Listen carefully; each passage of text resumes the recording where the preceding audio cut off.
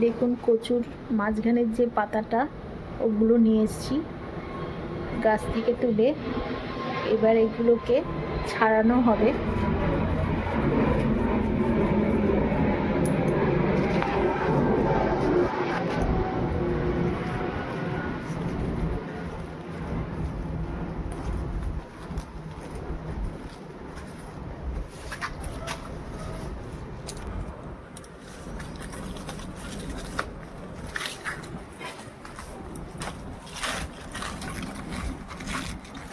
কচু পাতাটা দেখুন এইরকম।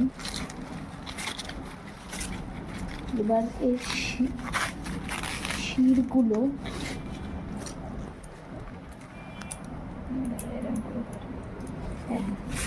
এই যে এই শিরগুলোকে রেখে দিয়ে আর পাতাগুলোকে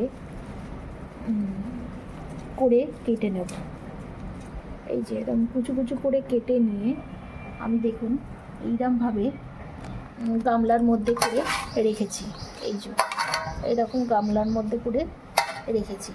এইবার এইগুলোকে একত্রে করে নিয়ে তারপরে এগুলোকে আবার ছোট ছোট করে কেটে নেব। দেখুন এইরকম পাতাটা আমি পুরো খুলেছি। এবার দেখতে পাচ্ছেন যে এই যে এই শিরাগুলো থাকবে আর তার পাশ দিয়ে এই পাতাগুলোকে আমি কেটে নেব। দেখুন আগে আপনাদেরকে দেখিয়েছিলাম আমি এই গাছটা আমার যখন আগে ছিল তখন পাতা ভরাই ছিল, এরপর কাটার ফলে এটা এরম হয়ে গেছে। আর এই দেখুন গামলায় আমি এই পাতাগুলোকে রেখেছি।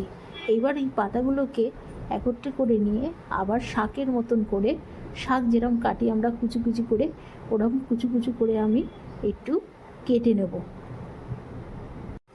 দেখুন আপনাদের শাকটা আগে আমি দেখিয়েছিলাম, এরপরে শাকটাকে আমি কুচি কুচি করে কেটে নিয়েছি।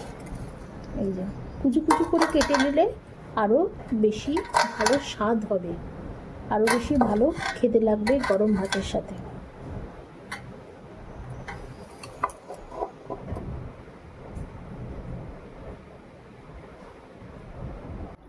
কচু শাকটায় জল দিয়ে একটু ধুয়ে নিলাম, ধুয়ে নিয়ে ঝুড়ির মধ্যে করে জলটা ঝরিয়ে নিচ্ছি। কচু শাকটার মধ্যে 4টে কাঁচা লঙ্কা আর কতগুলো 10-12টার মতন রসুনের কোয়া দিয়ে এবার মিক্সি ব্লেন্ডারে মিক্স করব।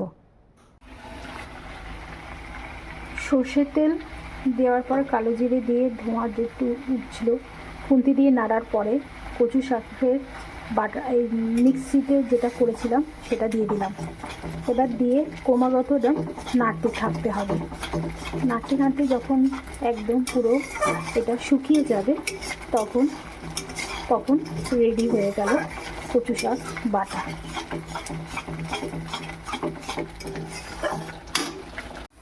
দেখুন রেডি হয়ে গেল কচু শাক বাটা।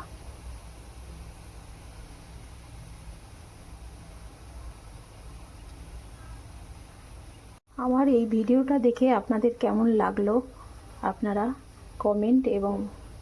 কমেন্ট আর শেয়ার করবেন।